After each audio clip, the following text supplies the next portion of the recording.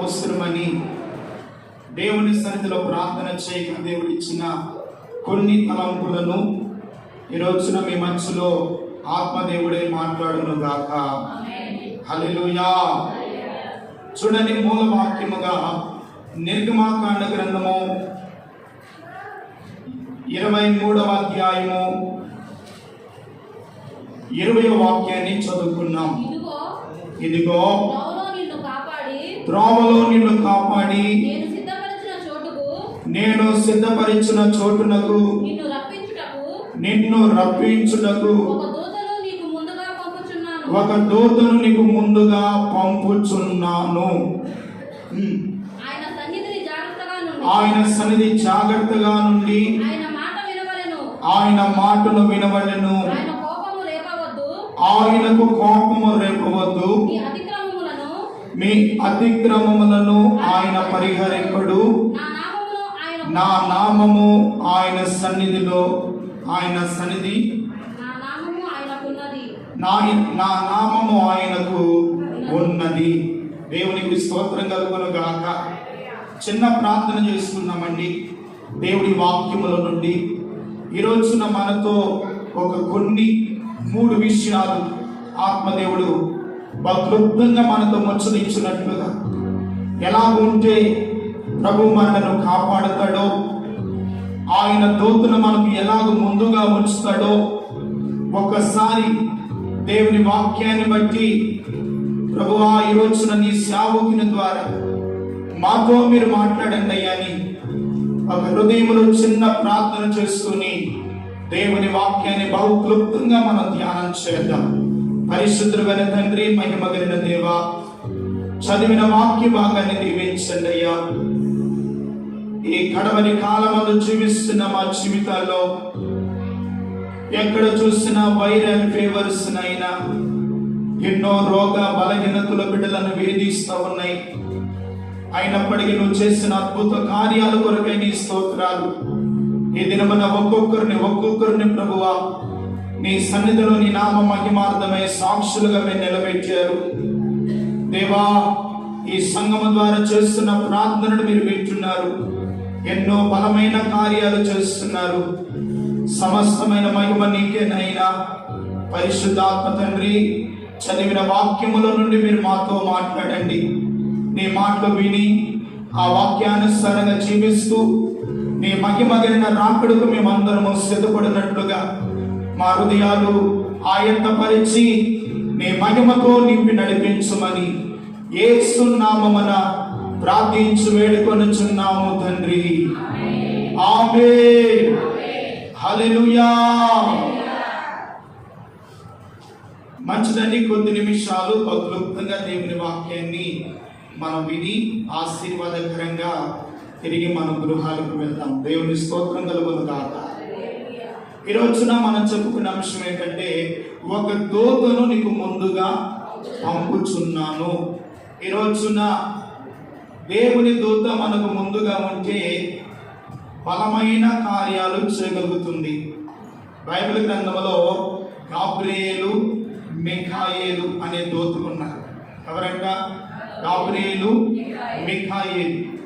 ఒక్కొక్క దేవదూత 1,25,000 మందిని హతమార్చగలుగుతుందంట. ఎంతమందిని? 1,25,000 మందిని ఒక్క దేవదూత అనేకులను హతమార్చగలిగిన శక్తి దేవదూతకు ఉంది. ఈ రోజున ఆ దేవదూతను ఆత్మదేవుడే మన ముందుంచి మనలను నడిపించునుగాక. మన ముందుంచి నడిపిస్తాడు.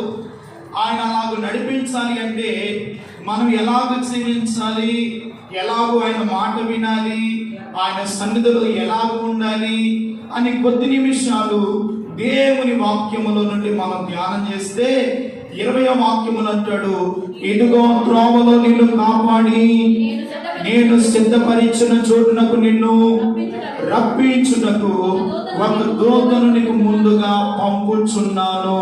మోషేతో సర్వశక్తి కలిగిన దేవుడు మాట్లాడుతున్నాడు. ఆయన సేవకుడైన మోషేకు ఒక దూతను నీకు ముందుగా పంపుచున్నాను.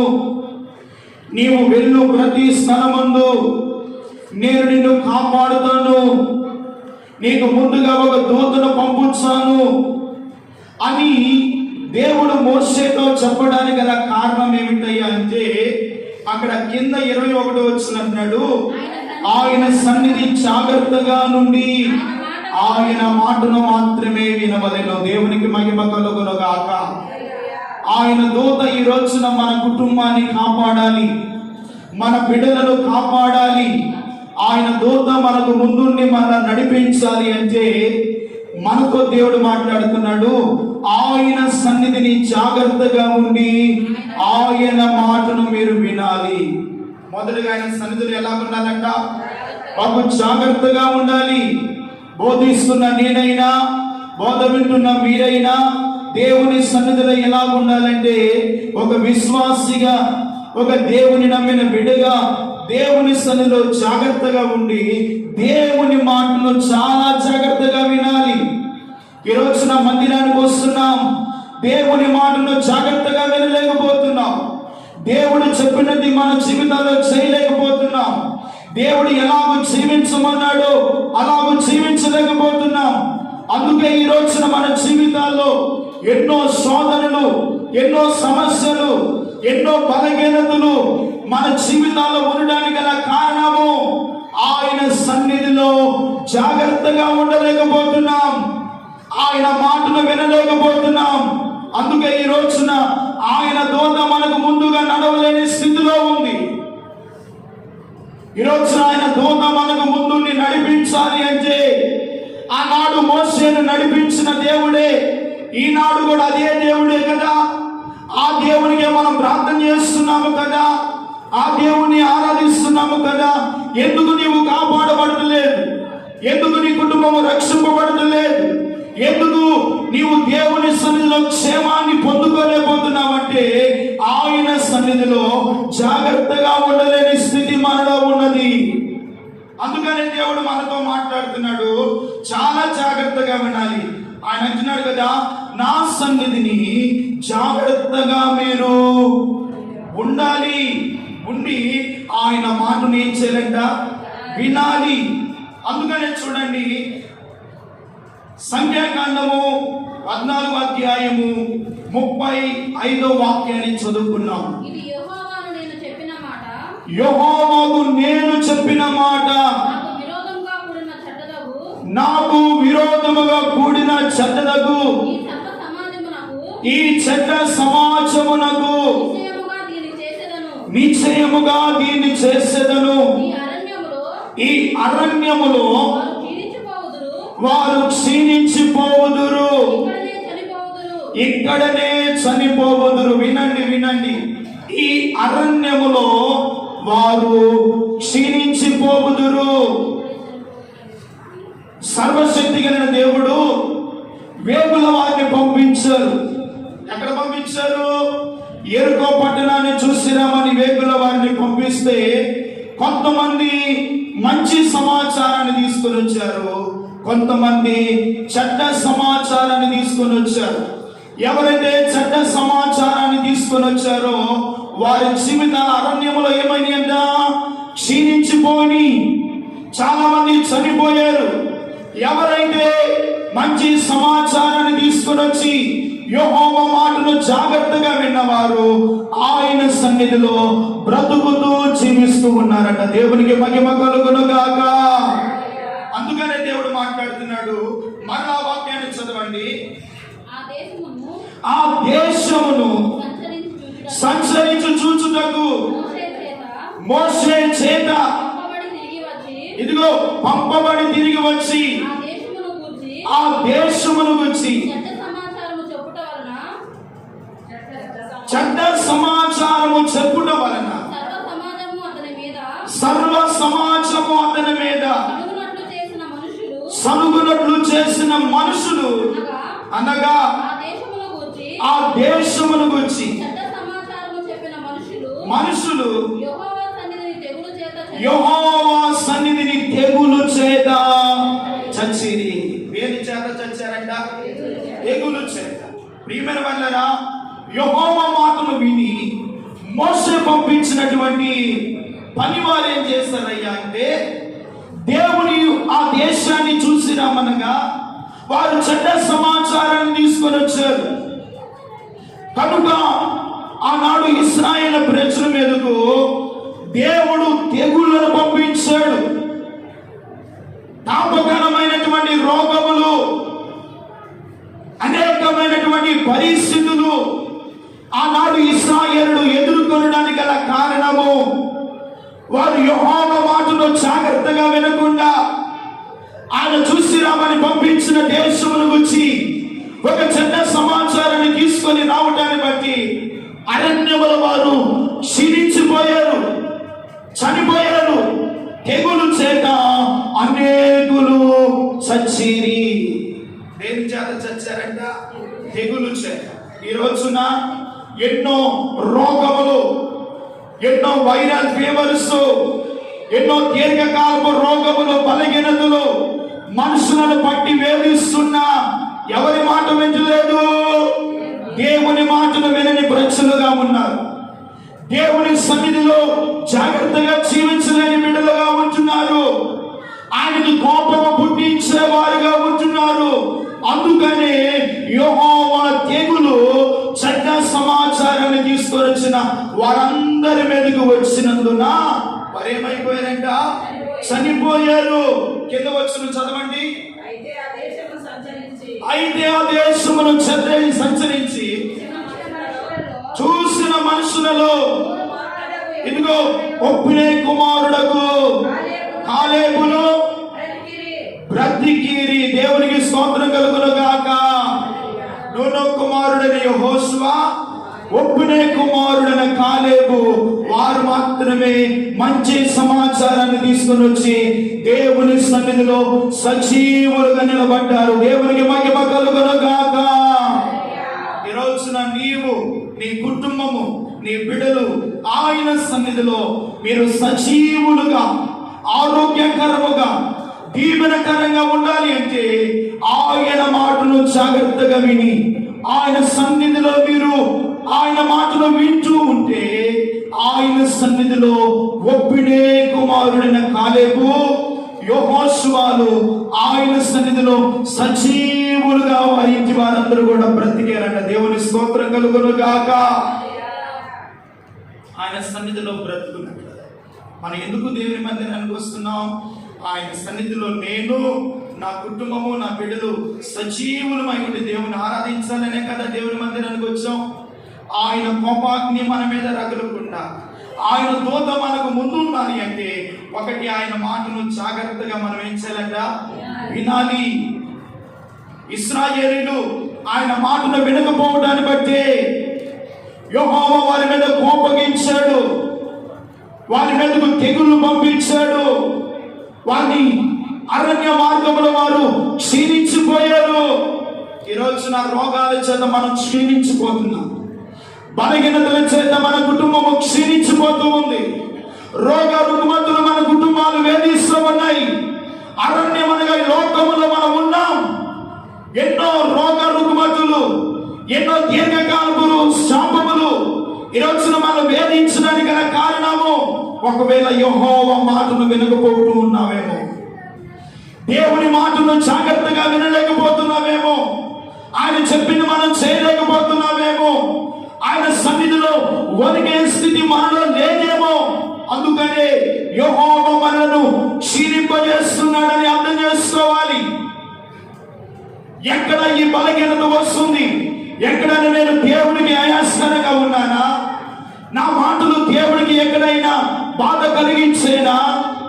దేవుడు నా ద్వారా ఎక్కడైనా ఆయన మనస్సులో నొచ్చుకున్నాడా అని దేవుని సన్నిధిలోనికి వెళ్ళి యెహోవా నీ ఎదుట నేను పాపము చేస్తున్నట్లయితే, నీ మాట వినకపోగా ఉన్నట్లయితే దయచేసి నన్ను క్షమించండి అయ్యా, నీ మాట వినే కృప నాకు కావాలని దేవునికి పశ్చాత్తాపముతో ప్రార్థన చేస్తే ఒప్పినే కుమారుడైన కాలేబు, నూను కుమారుడైన యెహోషువ కుటుంబాలను కాపాడినట్లుగా మీ కుటుంబాలను ఒక దూత మీకు ఉంటుంది. మీ కుటుంబాలను కాపాడును గాక, మీ బిడ్డలను రక్షించును గాక. ఏ బలహీనత మిమ్మల్ని వేధిస్తూ ఉందో ఆ శాపము నుండి, ఆ బలహీనత నుండి ఒక దేవదూత మన ముందుండి మనల్ని కాపాడి నడిపించును గాక. ఆయన మాట అందుకని అంటాడు చూడండి, హెబ్రీ పత్రికలో 3వ అధ్యాయము 10వ వాక్యం. హెబ్రీ పత్రిక 3వ అధ్యాయము 10వ వాక్యం. కావున నేను ఆ ధర్మ వారి వలన ఇసికి వీరు ఎల్లప్పుడూ తమ హృదయ ఆలోచనలు తప్పిపోతున్నారు, నా మార్గములను తెలుసుకొనలేదు. నేను కోపముతో ప్రమాణము చేసినట్లు వారు నా విశ్రాంతిలో ప్రవేశించరని చెప్పి తిని. సహోదరులారా, జీవము గల దేవుని విడిచిపోవునట్లు విశ్వాసము లేని దుష్ట హృదయము గల వారులారా, ఒకరి యందు ఎవరి యందైనా ఒకవేళ జాగ్రత్తగా ఏం చేయమన్నాడంట, చూచుకొనుడి. ఏ హృదయం అంట? యెహోవా మాటలు వినని దుష్ట హృదయము. ఆయన చెప్పింది చేయలేని ఒకవేళ ఏ దుష్ట హృదయం మనలో ఉన్నదేమో జాగ్రత్తగా ఏం చేయమంటున్నాడు, చూచుకొనండి. యెహోవా ఆ తరము వారి ఎడల ఏమయ్యాడంట, ఇసిగిపోయాడు. తమ హృదయ ఆలోచనలు తమ మనస్సుకు నచ్చినట్లుగా ప్రతిరోజు ఇశ్రాయేలు తప్పిపోతూనే ఉన్నారు. ఈ రోజున మనము కూడా ఎన్నో సందర్భాల్లో దేవుని మార్గములో ఏం చేస్తున్నాము, తప్పిపోతున్నాం. గ్రహిస్తున్నావా? దేవుని సన్నిధిలో తప్పిపోతున్నాం, పరిశుద్ధతలో తప్పిపోతున్నాం, విశ్వాస జీవితంలో తప్పిపోతున్నాం. ఒకవేళ దుష్ట హృదయముతో దుష్ట ఆలోచనతో జీవించడాన్ని బట్టేమో ఈ తెగుళ్ళు, ఈ బలహీనతలు మన కుటుంబాలు వేధిస్తున్నాయేమో అని దేవుని సన్నిధిలో జాగ్రత్తగా ఉండి ఆయన మాటలు బహు శ్రద్ధగా మనం ఏం చేయాలంట, వినాలి. 16వ వాక్యం కూడా చదువు, అదే హెబ్రీ పత్రిక. విని కోపము పుట్టించిన వారెవరు? మోషే చేత నడిపింపబడి ఐగుప్తులో నుండి బయలుదేరిన వీరే కదా. చూడండి, ఎవరంట? ఐగుప్తులో నుండి బయలుదేరిన ఇశ్రాయేలును బట్టే కదా. ఈ రోజున ఆ ఇశ్రాయేలు ప్రజలను బట్టి దేవుడు మనస్సును నొచ్చుకున్నాడు. ఆయనకు కోపము పుట్టించే కార్యాలు ఉన్నాయి. దేవుని మాటను వినని దుష్ట హృదయాలు ఇశ్రాయేలులో ఉన్నాయి. ఈ రోజున దేవుని మందిరంలోకి వచ్చాం. ఒకవేళ ఆయన మాటను వినని దుష్ట హృదయం మనలో ఉందేమో, ఈ రోజున వాటిని యేసు నామములో తొలగించుకుందాముగాక. తొలగించుకొని ఆయన మాటను వింటూ ఆయన ఎప్పుడు కూడా మనం ఏం చేయగంట, ఇష్టించకుండా ఆయన చెప్పింది చేసినప్పుడంట, ఇదిగో ఆ తరము వారి వల్ల దేవుడు ఇసుకుపోయాడు. నేటి ఈ కడవారి తరములో ఈ తరము వారు కూడా దేవుడు ఏం చేస్తున్నాడు, ఇసిగిపోతున్నాడు. ఎందుకంటే ప్రజలు దేవుని మాటను వినట్లేదు, దేవుని మాటను లెక్క చేయలేదు, దేవుని మందిరం అంటే భయం లేదు, దేవుని సన్నిధి అంటే గౌరవం లేదు, దేవుని ఆరాధన అంటే ఏదో ఎగతాళితనం అయిపోయింది. ఆదివారమున దేవుని సన్నిధిలో నేను నా బిడ్డలు దేవుడు మమ్మల్ని సజీవులుగా ఉంచి ఇంతవరకు ప్రభు కాపాడాడు. ఆయన సన్నిధిలో నేను నా ఇంటి వారును చేరి యెహోవాను గణపరచాలి, యెహోవాను స్తుతించాలి, మా ద్వారా దేవుని నామము మహిమపరచాలన్న జ్ఞానము ప్రజల్లో కోల్పోతూ ఉన్నారు. అందుకనే దేవుడు ఈ తరము వారి చేత కూడా ఏమవుతున్నాడు, ఆయన ఇసిగిపోతున్నాడు. అందుకనే దేశం మీదకి అనేకమైన తెగుళ్ళు, అనేకమైన రోగములు, అనేకమైన రుగ్మతులు కారణము మనిషి గ్రహిస్తాడేమోనని ఎన్ని ఆలోచన చేసినా చివరికి మనిషి మరణించడానికైనా ఇష్టపడుతున్నాడు, కానీ జీవితాన్ని మార్చుకున్నామన్న జ్ఞానము మనుషుల్లో కలగట్లేదే, మారు మనసు రావట్లేదే, పశ్చాత్తాపము కలగట్లేదే. దేవుని సన్నిధికి వెళ్ళి నా పాపమును నా రోత బ్రతుకును ఆయన సన్నిధిలో ఒప్పుకొని విడిచిపెట్టి ఆయన బిడ్డగా మార్చబడదామన్న జ్ఞానము నరులలో కనబడలేదు. అందుకనే ఆ తరము వారి వలన దేవుడు ఇసుకుపోయినట్లుగా ఈ తరము వారి వల్ల కూడా దేవుడు ఏమవుతున్నాడు? ఇసిగిపోతూ ఉన్నాడండి. ప్రియమైన వాళ్ళరా, ఇదిగో నీవు నష్టపోయినా పర్వాలేదు కానీ దేవుడు మన ద్వారా ఎక్కడ కూడా ఇసుగుదల దేవునికి కలుగు చేస్తే ఆయన కోపాగ్ని మన మీదకు వస్తుంది. వారు వెళ్ళి ఆ దేశాన్ని చూసి మంచి సమాచారాన్ని తీసుకొని వచ్చాడా, చెడ్డ సమాచారాన్ని తీసుకొని వచ్చాడా? చెడ్డ సమాచారం. ఆ దేశము బాగానే ఉంది, ప్రజలు బాగానే ఉన్నారు, అక్కడ సమృద్ధి ఉంది, నీళ్లు ప్రవహిస్తున్నాయి, సస్యశ్యామముగా ఆ దేశము నిండి ఉన్నది. కానీ ఇశ్రాయేలులు మంచి సమాచారాన్ని తేకుండా చెడ్డ సమాచారాన్ని తీసుకొని వచ్చి దేవునికి విరోధముగా నిలిచిపోయారు. అందుకనే యెహోవా తెగులు వారిని ఏం చేసిందంట? క్షీణింపజేసి వారిని అరణ్యములోనే చనిపోయినట్లుగా చేసింది. ఈరోజునటువంటి స్థితి మనకొద్దు కానీ ప్రియమైన వాళ్ళరా, ఆయన మాటను జాగ్రత్తగా వింటేనంట ఒక దూత మన ముందుండి మన కుటుంబాలు నడిపించును గాక. రెండవదిగా మనం చూద్దాం. చూడండి, అక్కడే రాయబడిన మాట నిర్గమాకాండ గ్రంథం 23వ అధ్యాయం 21వ వాక్యములు అంటాడు, ఆయనకు కోపము రేపవద్దు. ఎవరికంట? దేవునికి ఏమి రేపవద్దు? కోపము రేపవద్దు. దేవునికి కోపం వస్తే ఆయన ముందు మనం ఉంటామా? యెహోవాకు కోపము రేపుని ఎడల ఏ నరుడు ఆయన ఎదుట నిలవగలడు? ఎవరైనా నిలవగలుగుతాడండి?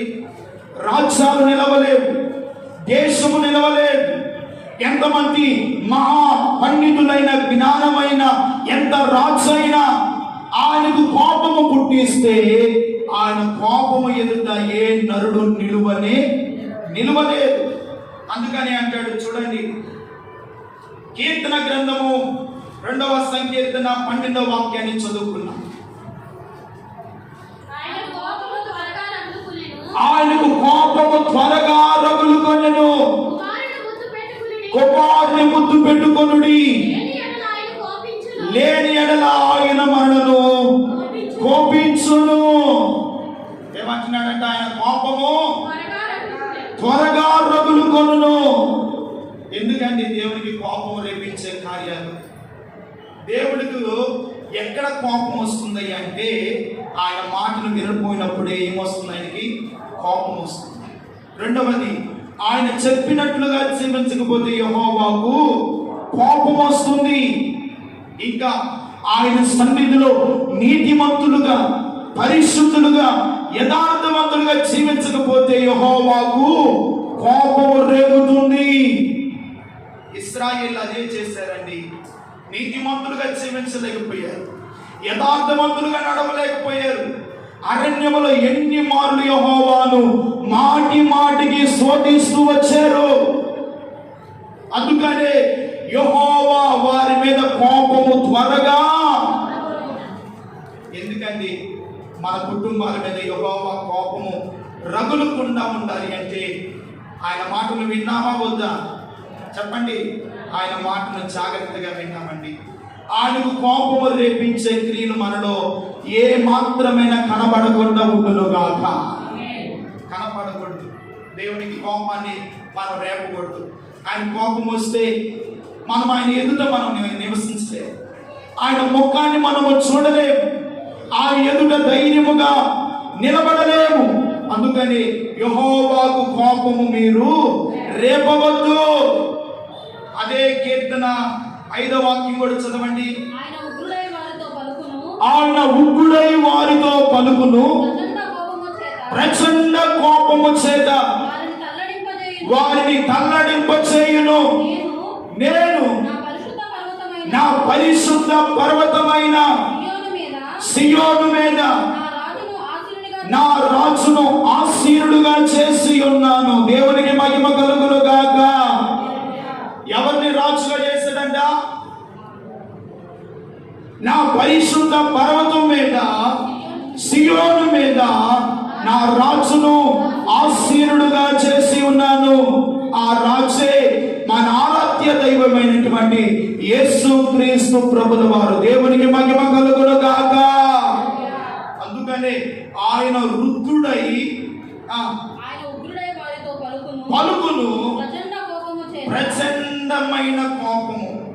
ఎటువంటి కోపం అంటే ఆనాడు ఇశ్రాయేలు మీద ప్రచండమైన కోపము. ఇంకా చెప్పాలి అంటే నోవాహు తరము వారి చేత కూడా ప్రచండమైన కోపము చేత ఆకాశము నుండి జలప్రళయాన్ని దేవుడు రప్పించాడు. కారణము ప్రచండమైన కోపము. అందుకని యెహోవాకు మన ద్వారా కోపము రేపే క్రియలు మనలో కనబడకూడదు. దేవుని స్తోత్రం కలుగును గాక. ఆయన కోపం పుట్టించుకోవడం ఎల్లప్పుడూ యెహోవా మన ద్వారా సంతోషించేవాడై ఉండాలి. మన కుటుంబాలు బట్టి దేవుడు ఆనందించేవాడై ఉండాలి. మనం ఆయన మాటలు విన్నప్పుడే ఆయన దూతను మనకు ముందుగా పంపించాడు. ఆయన ఏ కీడు రాకుండా, ఆపద రాకుండా నీవు ఎల్లు ప్రతి చోట నెలను ఆయన దూత మనలను కాపాడి నడిపించాలి. అంటే యెహోవాకు కోపము మన ద్వారా రేపకూడదు. యెహోవాకు మన ద్వారా కోపము రేపకూడదు. అందుకని ప్రకటన గ్రంథంలో కూడా అంటాడు, 6వ వాక్యము 16వ వచనాన్ని చదువుకుంటే, భూరాజులను సహస్రాధిపతులను బలిష్ఠులను ప్రతి స్వతంత్రుడును కొండ గృహాలలోను పండ సందులలోను దాగుకొని సింహాసనాసనుడై ఉన్న వాని యొక్కయు గొర్రె పిల్ల యొక్కయు ఉగ్రత మహాదినము వచ్చెను.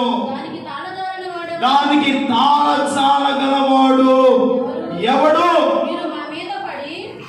మీరు మా మీద పడి ఆయన సన్నిధికి గొర్రె పిల్ల ఉగ్రతకును మమ్మలను మరుగు చేయండి. చూడండి, ఏ ఉగ్రతకు మరుగు చేయమంటున్నారు? గొర్రె పిల్ల ఉగ్రతకు మమ్మలను మరుగు చేయమని వేరే రిక్వెస్ట్ చేస్తున్నారంటే కొండలను, పర్వతములను, పండ సందులలో మమ్మలను దాచి ఆ గొర్రె పిల్ల ఉగ్రత నుండి మమ్మలను కాపాడు, తప్పించుమని వాటికి కేకలు వేస్తూ ఉన్నారు. ఈరోజున మనుషులు కూడా గొర్రె పిల్ల ఉగ్రతకు ఏ మనుషుడు ఆయన ఎదుట నిలబడగలుగుతాడండి? ఏ నరుడు ఆయనకు కోపము రేపించి బ్రతుకగలుగుతాడు? సజీవుడిగా జీవించగలుగుతాడు? అందుకనే యెహోవాకు మీరు కోపము రేపవద్దు. ఏం చేయకూడదంటే ఆయనకు కోపం వస్తే మనం తట్టుకోలేము. అందుకనే మన మాటలు ఎలా ఉండాలి? జాగ్రత్తగా ఉండాలి. మన ప్రవర్తన ఎలా ఉండాలి? జాగ్రత్తగా ఉండాలి. దేవుని సన్నిధిలో ఎలా ఉండాలంటే పరిశుద్ధులుగా ఉండాలి, నీతిమంతులుగా ఉండాలి, వాక్య క్రమంలో జీవిస్తూ ఉండాలి. అంతేకాని దేవునికి మన ద్వారా ఎక్కడ కూడా కోపము రేపించే క్రియలు మనలో కనబడకూడదు. ఒకవేళ గొర్రె పిల్ల ఉగ్రత మహాదినము రాబోతూ ఉంది. ఆ దినమందు ప్రజలు పరిగెత్తుకుంటూ వెళ్ళి కొండ సందులలోను బండ పీటులలోను ఇదిగో మమ్మలను దాచండి, మమ్మలను కప్పండి, ఎందుకంటే గొర్రె పిల్ల ఉగ్రత మా మీదకు వచ్చుచున్నది. ఈ రోజున దేవుని మాటను వినని వాళ్ళు ఒక రోజున గొర్రె పిల్ల ఉగ్రత దినం రాకమునిపే మారు మనసు పొందుకొని పాపముల లోకమును విడిచిపెట్టి ఆ గొర్రె పిల్లని యేసు రక్తములో కడగబడితే ఉగ్రత దినమందు దేవుడు మన కుటుంబాలను కాపాడును గాక, మన సంఘమును కాపాడును గాక, ఆయన దూత మన ముందుండి మనలను రక్షించును గాక. ఆయన దూత మన ముందుండి రక్షించుగాక. ఆయన ఉగ్రత వస్తే ప్రియమైన వాళ్ళారా ఎవరు బ్రతుకుతారండి? ఎవరు జీవిస్తారండి? కనుకే ఆయనకు కోపం మన ద్వారా రేపకూడదు. ఇంకా ప్రజలు నా మాట వింటారేమో, జీవితాలు మార్చుకుంటారేమో, స్వభావాలు సరిచేస్తున్నారేమో అని దేవుడు వారి మీద ఏం చూపుతున్నాడంట? దయ చూపుతూ ఉన్నాడు. యెషయా గ్రంథం 30వ అధ్యాయము 18వ వాక్యమును చూస్తే, యెషయా గ్రంథం 30వ అధ్యాయము 18వ వాక్యం, కావున మీ యందు దయ చూపవలెనని యెహోవా ఆలస్యము చేయుచున్నాడు. వినండి, ఏం చూపాలని? ఇంకా మీ కుటుంబం మీద దయ చూపాలని, మీ బిడ్డల మీద దయ చూపాలని, మీ ఇంటి యజమానుడి మీద దయ చూపాలని, నీ భార్య మీద దయ చూపాలని ఇంకా యెహోవా ఏం చేస్తున్నాడు? మన దేశాన్ని కాపాడాలని దయ చూపిస్తూ ఉన్నాడు. మన చుట్టుపక్కల ఉన్నటువంటి ప్రజలందరూ మార్చబడాలని యెహోవా దయ చూపిస్తూ ఉన్నాడు. దయ చూపిస్తూ ఆయన ఏం చేస్తున్నాడంట? ఆలక్ష్యము. ఎంత ఆలక్ష్యం చేస్తున్నా మనుషులు అంత నిర్లక్ష్యంతో ఉంటున్నారు. అవునా కదండి? దేవుడు ఎంత ఆలక్ష్యం చేస్తున్నాడో మనిషికి అంత నిర్లక్ష్యం అయిపోయింది. దేవుని మందిరం అన్నా, దేవుని సన్నిధి అన్నా, దేవుని ఆరాధన అన్నా, దేవుని యొక్క సన్నిధిలో జరుగుతున్న ప్రతి కార్యక్రమాలన్నా మనిషికి ఒక ఆటకాయకరముగా ఉంది కనుకుని యెహోవా ఆలస్యం చేస్తూ ఉన్నారు. ఇకనైనా నా ప్రజలు మార్చుకుంటారేమో, ఇకనైనా నా మాట వింటారేమో, ఇకనైనా నాకు కోపము రేపకుండా వారు తప్పించబడతారేమో అని యెహోవా ఇంకా మన కుటుంబాల మీద దయ చూపిస్తూనే ఉన్నాడు. దేవుని స్తోత్రం కలుగునుగా. దేవుడు దయ చూపిస్తున్నాడండి. ఆయన కన్ను ఎర్ర చేశాడనుకో, ఆయన ఇన్నా చదువుకున్నాం కదా, ఏమవుతాడంట? ఆయన ఏమవుతాడంట? ఆయన ఉగ్రుడై ప్రచండమైన కోపం చేత తన ప్రజలను దండిస్తాడంట.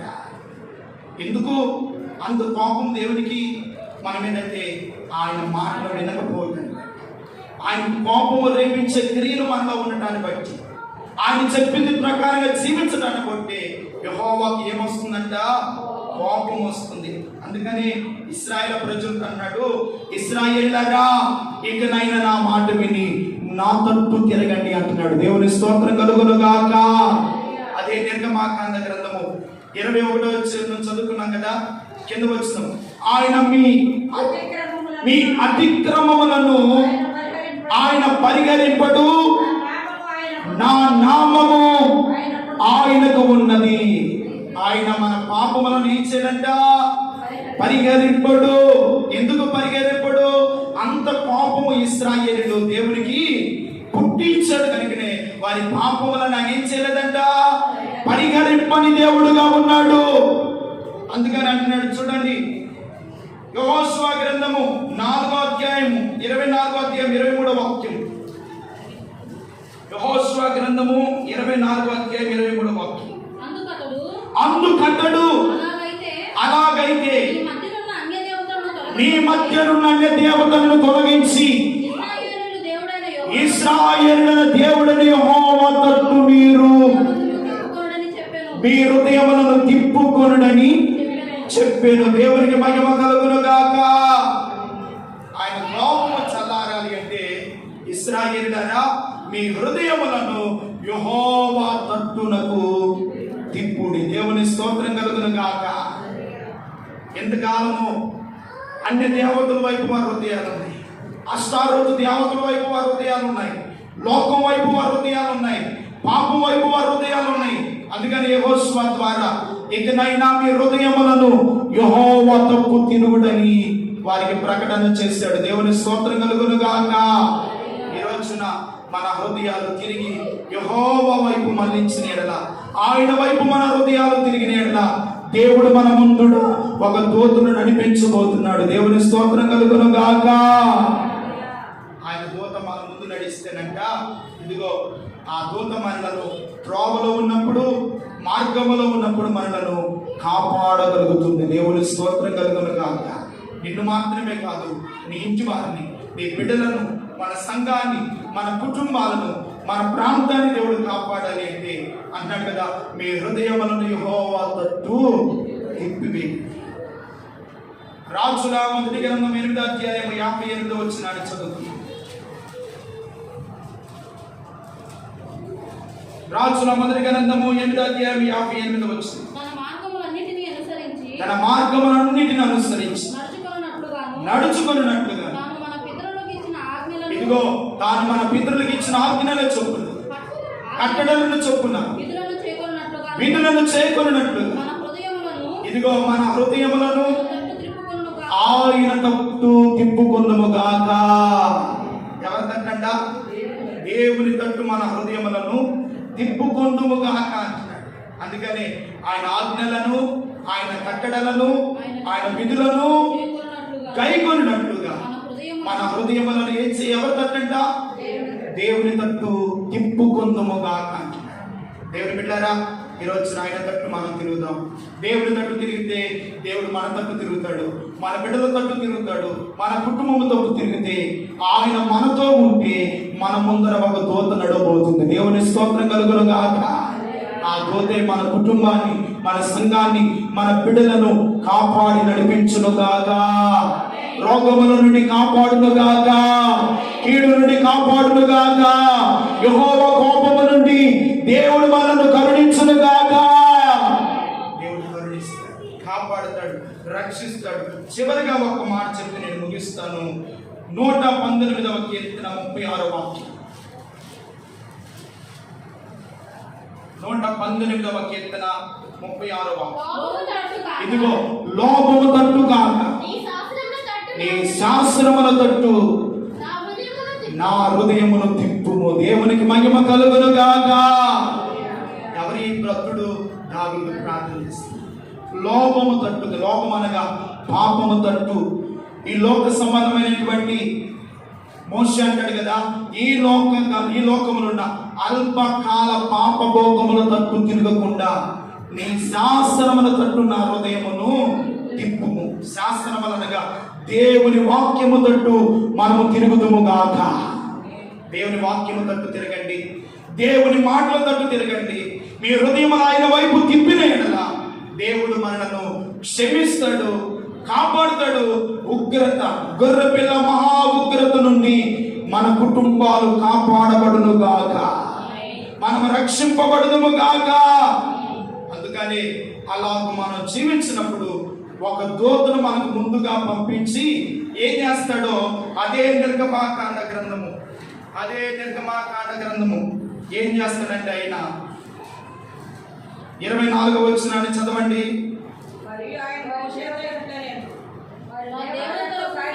వారి దేవతలకు సాగిల పడుకుని వాటిని పూజింపకూడదు. వారి క్రియల వంటి క్రియలు, వినండి, వారి క్రియల వంటి క్రియలు, ఇదిగో వారి క్రియల వంటి క్రియలు మనం చేస్తే ఆయనకి ఏమొస్తుంది? కోపం వస్తుంది. గొర్రె పిల్ల ఉగ్రత మన మీదకు దిగి వస్తుంది. ఆయన వృద్ధుడై రౌద్యముడై మన మీదకు కోపగిస్తాడు. ఆయన ప్రచండమైన కోపం చేత మనల్ని దండించకుండా ఉండాలి అంటే ఆయన మాటను ఒకటి వినాలి. ఆయనకు కోపము రేపకూడదు. ఇశ్రాయేలులారా, మీ హృదయములు ఆయన తట్టు తిరుగు. ఇశ్రాయేలుతో మాట్లాడే దేవుడు సంగముగా కూడి ఉన్న మనతో మాట్లాడుతున్నాడు. మన హృదయములు ఆయన తట్టు తిరిగితేనంట దేవుడు వాక్కున్నాడు, వారి వంటి క్రియలు మీరు చేయక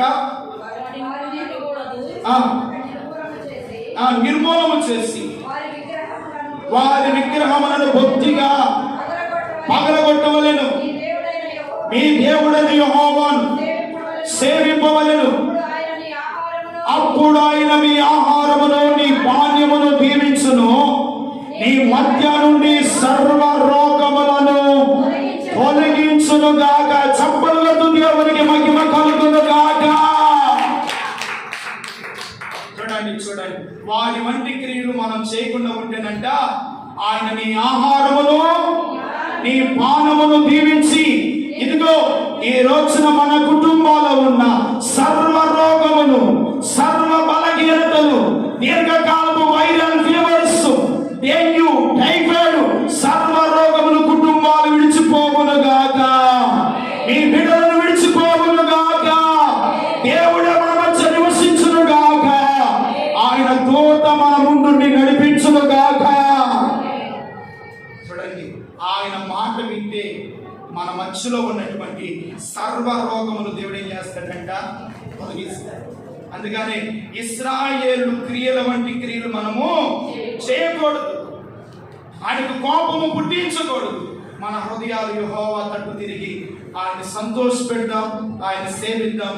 తప్పగా దేవుడు నీ ఆహారమును, ఈ రోజున మన తినే ఆహారము చెడ్డ ఆహారం, తాగే పానీయములో కల్మషము, ఆ ఆహారము ద్వారా కూడా, ఆ పానీయము ద్వారా కూడా ఏ హాని మనకు కలగకుండా దేవుడే కాపాడునుగాక. దేవుడు కాపాడుతాడు, రక్షిస్తాడు. మన మధ్యలో ఉన్న మీ కుటుంబాల్లో ఉన్న సర్వ రోగ బలహీనతలన్నీ దేవుడు బాగు చేసి మన ముందర ఒక దూత ఉండి మన కుటుంబాలు నడిపించును గాక, మన బిడ్డలను కాపాడును గాక. మీరు చేస్తున్న ప్రతి పనిలో ఒక దూత మన ముందుండి నడిపించి మనకు అన్ని విషయాల్లో తోడుగా ఉండి నడిపించును గాక. అందుకని గొర్రెపిల్ల యొక్క మహా ఉగ్రత దినము రాకమునిపే ఆయన వైపు మనం తిరుగుదామంటే దేవుని స్తోత్రం కలుగును గాక.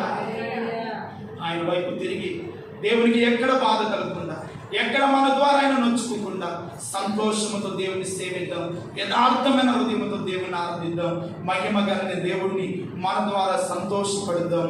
అప్పుడే దేవుడు ఒక దూతను మన ముందుంచుతాడు, మనల్ని కాపాడుతాడు, మన కుటుంబాన్ని నడిపిస్తాడు. అట్టి కృపా పరిశుద్ధాత్మ దేవుడు దయచేయును గాక. ఆమేన్.